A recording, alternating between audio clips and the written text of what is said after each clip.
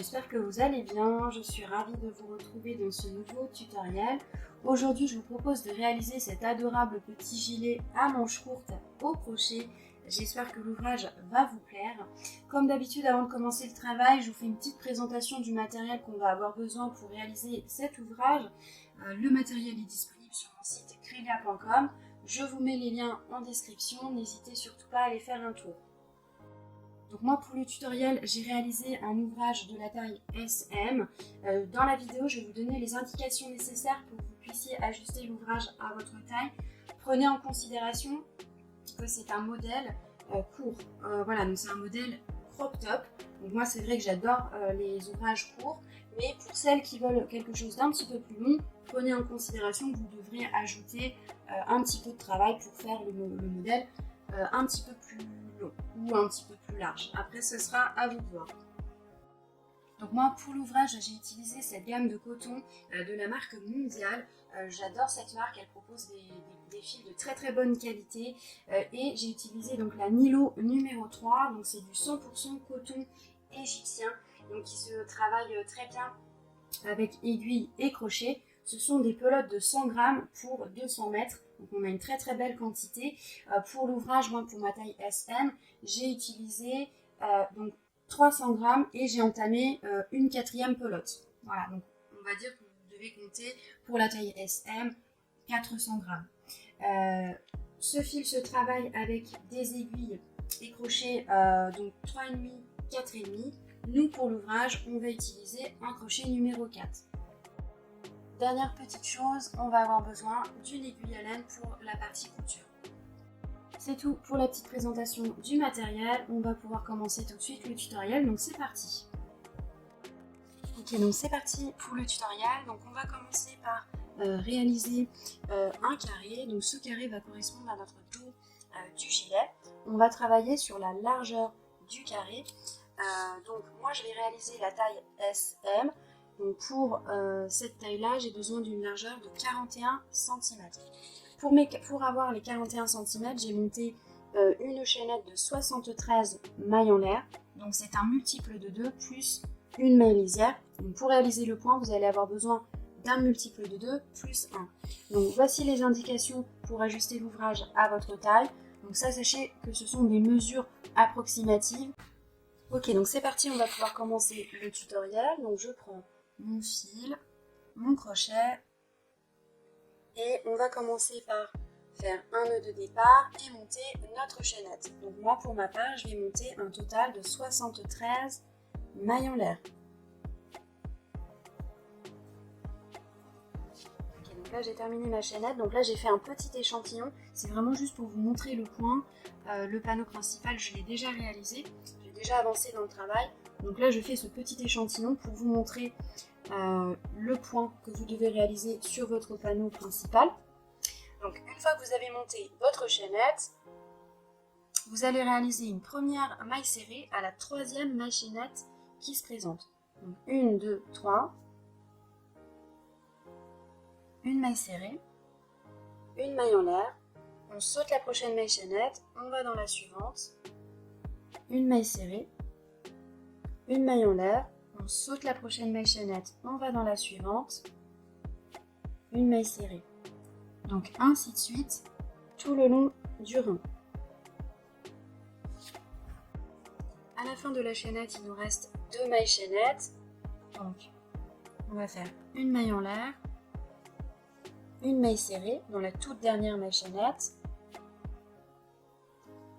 On passe au rang suivant, on va monter une maille en l'air, on tourne le travail. Donc lorsqu'on a une maille serrée, on va faire une maille en l'air.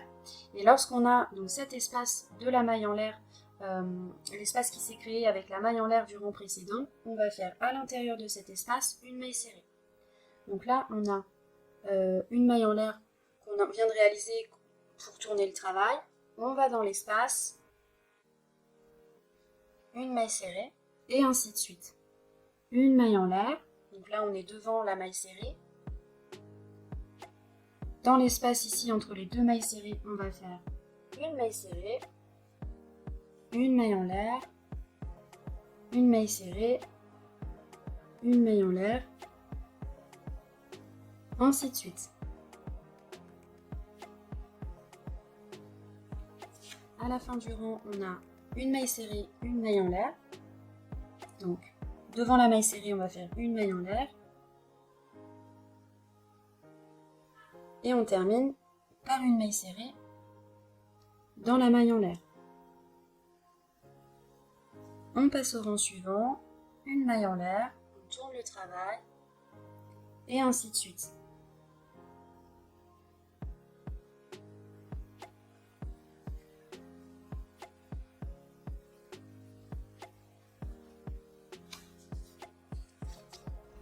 Ok, donc là vous allez continuer à travailler comme ceci jusqu'à temps que votre carré atteigne la hauteur qui vous convient. Donc moi pour ma part j'ai travaillé une hauteur de 40 cm pour ma taille SM. Une fois que vous avez réalisé votre panneau, on va se retrouver pour la suite. Ok, donc une fois que votre panneau principal est terminé, vous allez pouvoir commencer à faire la partie avant du gilet. Donc voici comment se présente la partie avant du gilet. Donc là, j'ai fait un premier côté. On va faire le deuxième côté ensemble.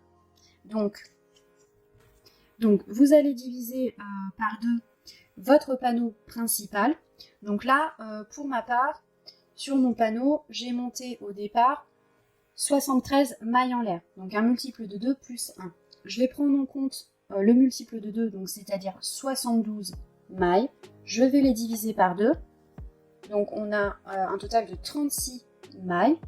Donc étant donné qu'on a besoin pour le point d'un multiple de 2 plus 1, je vais monter une chaînette de 37 mailles en l'air. Comme ça j'aurai donc sur ce panneau là, vous voyez, pour faire ce panneau là, j'ai monté une chaînette de 37 mailles en l'air.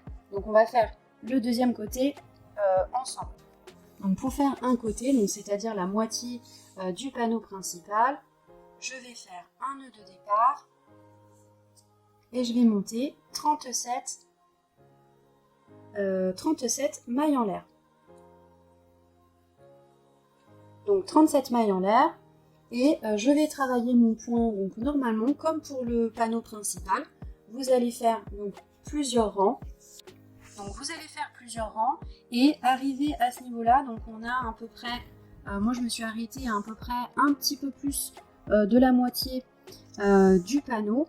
On va faire 5 rangs de diminution pour faire ce petit détail. Donc c'est-à-dire on va commencer à dessiner le col. Donc je vous laisse faire cette partie-là donc du premier côté et on se retrouve à ce niveau-là. Je vais vous montrer comment réaliser les diminutions. Ok, donc arrivé à ce niveau-là, vous voyez, je me suis arrêtée à peu près la moitié du panneau principal. On va commencer à faire des diminutions. Donc on va faire à peu près 5 rangs de diminution pour faire cette partie-là, vous voyez. On va commencer à dessiner le col.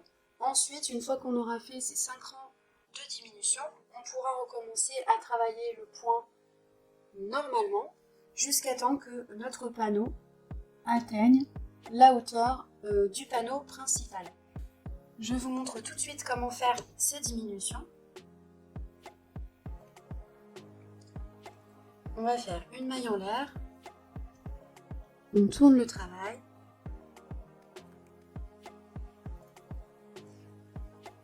on va travailler 2 mailles serrées ensemble, donc j'insère mon crochet ici, à nouveau j'insère mon crochet dans l'espace suivant après cette maille serrée,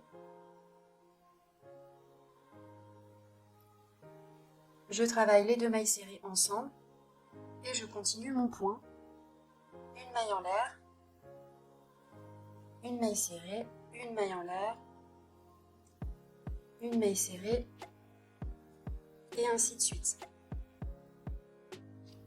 À la fin du rang, je vais le travailler normalement, bien évidemment.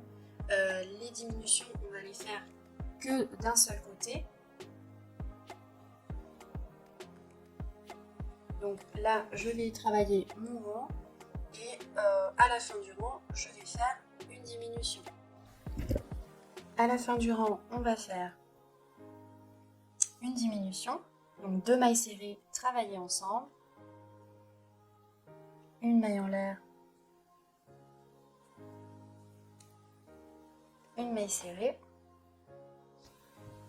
On passe au rang suivant, donc on va faire une maille en l'air, on tourne le travail, on va refaire une diminution vu qu'on est sur le côté des diminutions.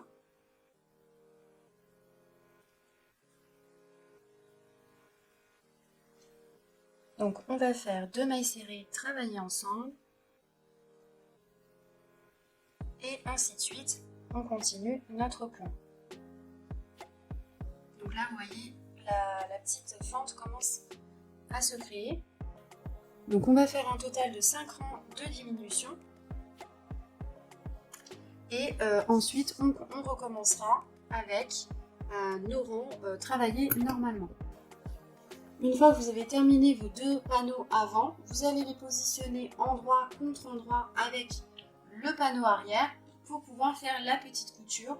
Donc vous faites une couture avec votre crochet ou bien votre aiguille, après c'est en fonction de vos préférences. Donc vous faites votre petite couture au niveau des épaules, donc ici et ici. Une fois que vous avez terminé, vous retournez votre ouvrage qui commence à prendre forme. Donc vous retournez votre ouvrage pour le mettre à l'endroit. Et maintenant, on va pouvoir attaquer les manches. Donc c'est parti. Ok, donc c'est parti pour les manches. Donc là, comme vous pouvez le voir, j'ai déjà réalisé un côté. On va faire le deuxième côté ensemble. Donc là, vous allez voir, c'est très très simple. On va commencer par mettre notre pièce à plat. Donc ouverte, vous voyez, comme ceci. On va insérer notre crochet.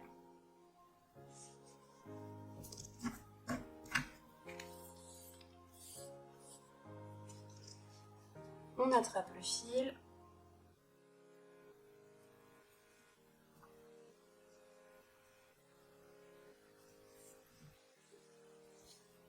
On va faire un nœud.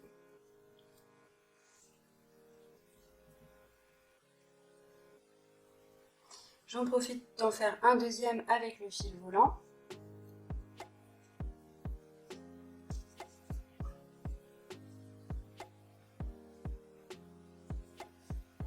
Donc là, on va commencer par monter 3 mailles en l'air. Donc nos 3 mailles en l'air vont correspondre à une première bride. On va espacer notre travail à peu près 1 cm. Là, vous voyez, les mailles ne sont pas dessinées parce qu'on est sur le côté de nos rangs. Donc, on va se repérer à peu près à chaque fois. Vous voyez, on saute à peu près 1 cm.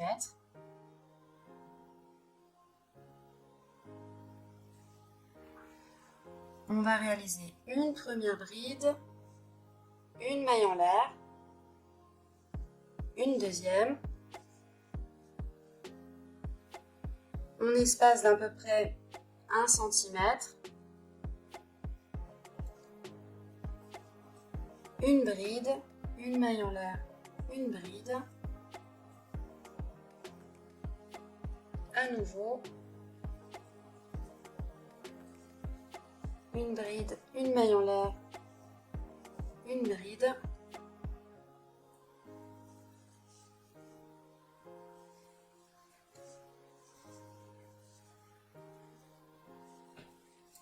Donc là, on va faire un premier rang comme ceci. Donc sur toute cette longueur, on va travailler comme ceci.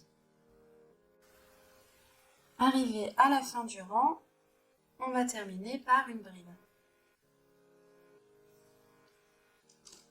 Avant de passer au rang suivant, on va mettre 2 repères. Donc je vais vous montrer à quel niveau. Donc comme vous pouvez le voir, la manche se présente comme ceci.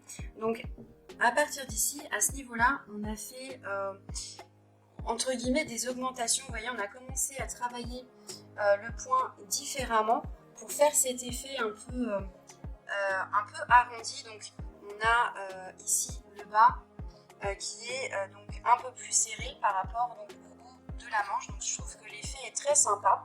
Donc en fait tout simplement vous allez mesurer donc les 3/4 de votre pièce et vous allez mettre vos repères. Donc moi pour ma part j'ai compté 8 points. Donc j'ai mis mes repères au 8e point. Je vais vous montrer. Donc 8 points à partir du bas. Vous voyez, donc 1, 2, 3, 4, 5, 6, 7 et 8. Donc au 8e point, je mets mon repère. Je vais faire la même chose de l'autre côté. Donc 1, 2, 3, 4, 5, 6, 7 et 8. Donc c'est au niveau de ces repères qu'on va faire nos augmentations. Donc c'est parti, on passe au 2e rang, on va monter 3 mailles en l'air. On tourne le travail. Donc là, on va continuer le point normalement. Donc on va faire, donc dans le point précédent, vous voyez, donc on a une forme en V. On va faire une bride, une maille en l'air, une bride. On va dans le point suivant, une bride, une maille en l'air, une bride.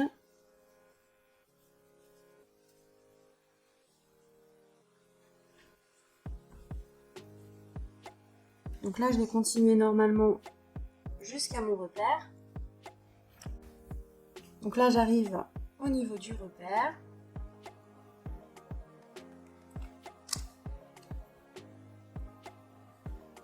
Donc là, à l'intérieur des points, on va faire 3 brides.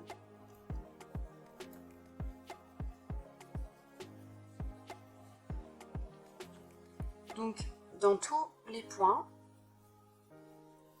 on va faire 3 brides.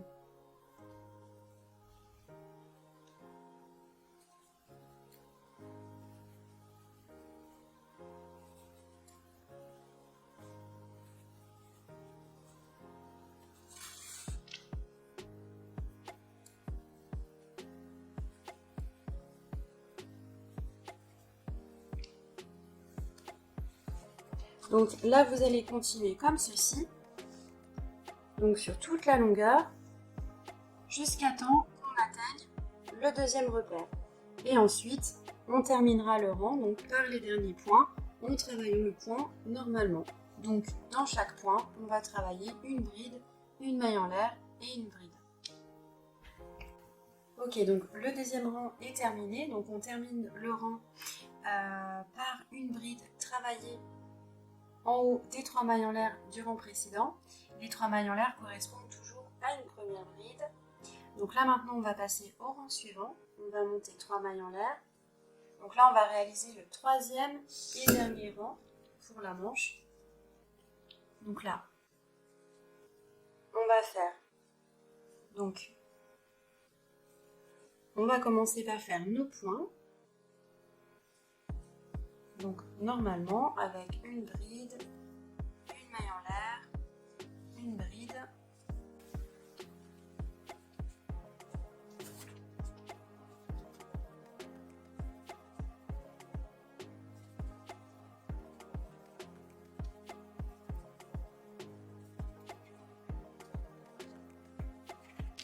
Donc là on est avant les augmentations, c'est-à-dire les 3 brides. Les groupes des 3 brides. Donc là, ici, on va faire une bride, une maille en l'air, une bride.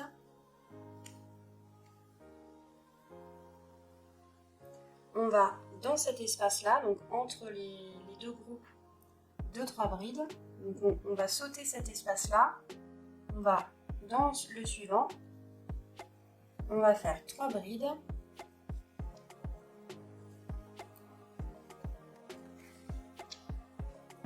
Et là, dans tous les espaces qui se présentent, donc à chaque fois entre les groupes de 3 brides, on va faire 3 brides.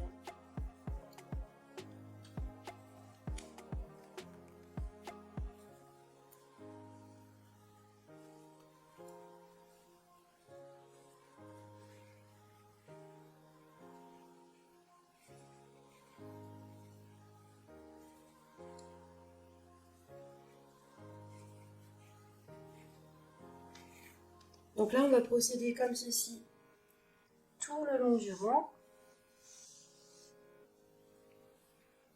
Et donc, arrivé à ce niveau-là, donc ici, on va faire le dernier groupe de 3 brides. On va sauter cet espace-là. On va dans ce point-là, donc le point de forme en V. On va à l'intérieur et on recommence donc notre point en faisant une bride, une maille en l'air et ainsi de suite jusqu'à la fin du rang. Et on terminera bien évidemment par une bride en haut des 3 mailles en l'air du rang précédent. Ok, donc là les 2 manches sont terminées. Donc là on va faire une dernière petite étape. Il faut faire la petite couture sur les 2 côtés au niveau du bas. Vous voyez, parce que là c'est encore tout ouvert. Donc moi j'ai voulu faire une petite couture un peu particulière entre guillemets. En fait, au lieu de faire la couture, vous voyez, en haut, au niveau des derniers rangs de notre travail, j'ai voulu la faire à l'intérieur, vous voyez, juste avant le détail. Je trouve ça trop stylé de garder ces 2 panneaux un peu volants comme ça. Voilà, c'est un style, j'ai voulu faire un style. Donc voilà, je trouve ça vraiment sympa. Donc en fait, tout simplement, j'ai fait une petite couture à l'intérieur. Je vais vous montrer comment j'ai fait. Après, évidemment, si vous préférez, vous pouvez faire une couture, la couture classique. Vous mettez votre ouvrage à l'envers, comme ceci. Voilà, donc endroit contre endroit, et vous faites votre couture. Au niveau de la taille de la couture, moi tout simplement, je me suis arrêtée au niveau des augmentations. Voilà, donc c'est parti, on va faire le deuxième côté ensemble. Ok, donc j'ai pris mon fil, mon aiguille à laine et j'ai fait un petit nœud avec un fil. Donc là, on va faire une couture donc à l'intérieur. Vous voyez, là on est sur l'endroit du travail, on veut que la couture soit à l'intérieur bien évidemment. Et on va coudre au bord, ici, au bord du point. Donc on va se positionner comme ceci.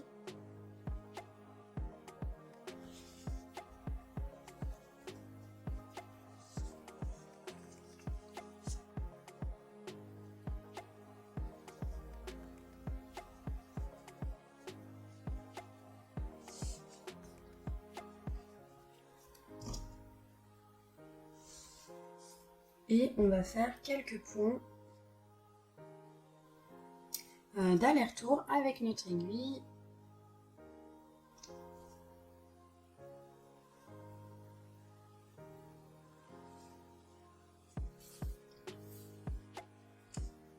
Et donc, vous voyez, je me positionne bien au bord.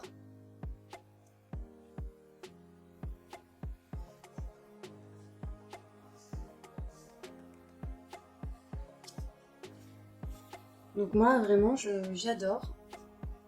J'aime beaucoup le fait que les panneaux soient volants comme ça, que la couture soit à l'intérieur.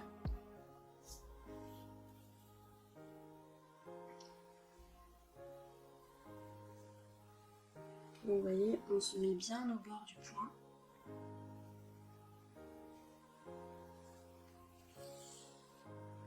Voilà, donc là, vous voyez, c'est tout bête. On fait des allers-retours avec notre aiguille.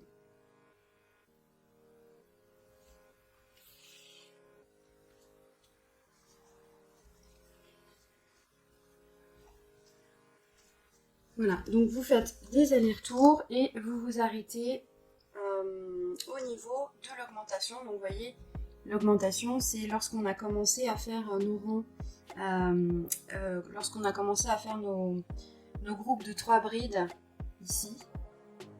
Donc c'est à partir de là qu'on a commencé les augmentations, donc vous pouvez vous arrêter à ce niveau-là. Ok, donc là l'ouvrage est terminé. Donc là, comme dernière petite étape, si vous voulez, vous pouvez faire un rang de finition. Donc par exemple, tout autour ici, vous voyez, vous pouvez faire un rang de finition. Donc par exemple, reprendre le point ou bien faire un rang de mailles serrées ou de demi-bride. Après, c'est à vous de voir. Moi, j'ai pas voulu le faire parce que j'ai pas voulu trop charger l'ouvrage. Voilà, je me suis dit que je l'aime bien comme ça. Donc voilà, mais après, je le répéterai pas assez, c'est toujours en fonction de ce que vous aimez, comment votre inspiration vient. Voilà, la petite finition, vous pouvez la faire également sur le bas.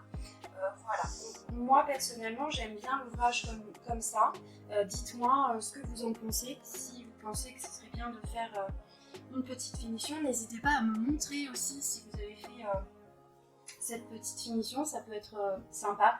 N'hésitez pas à me montrer vos ouvrages, ça me fait vraiment, à chaque fois ça me fait vraiment super plaisir de voir que vous faites les tutoriels que je vous propose. Voilà, donc ensuite, oui, comme dernière petite chose, avant de conclure tout ça, donc comme d'habitude, vous voyez, donc là on a les fils volants. Donc comme dernière étape, vous allez cacher les fils volants dans le travail, donc tout simplement avec votre crochet comme ceci. Moi c'est vrai que j'ai beaucoup, à chaque fois dans mes ouvrages, j'ai énormément de fils volants. Voilà, donc après j'ai toujours une petite partie de finition à faire. Donc voilà, vous bloquez tout simplement vos fils volants dans le travail comme ceci, et ensuite après vous coupez le surplus. En tout cas, j'espère vraiment que le tutoriel et l'ouvrage vous aura plu. Je vous remercie beaucoup d'avoir regardé la vidéo jusqu'ici. N'hésitez surtout pas à me solliciter en commentaire ou sur les réseaux sociaux si vous avez des questions ou si vous avez besoin d'aide. J'espère que ce tuto vous aura inspiré pour vos prochaines créations et je vous dis à bientôt dans un prochain tutoriel.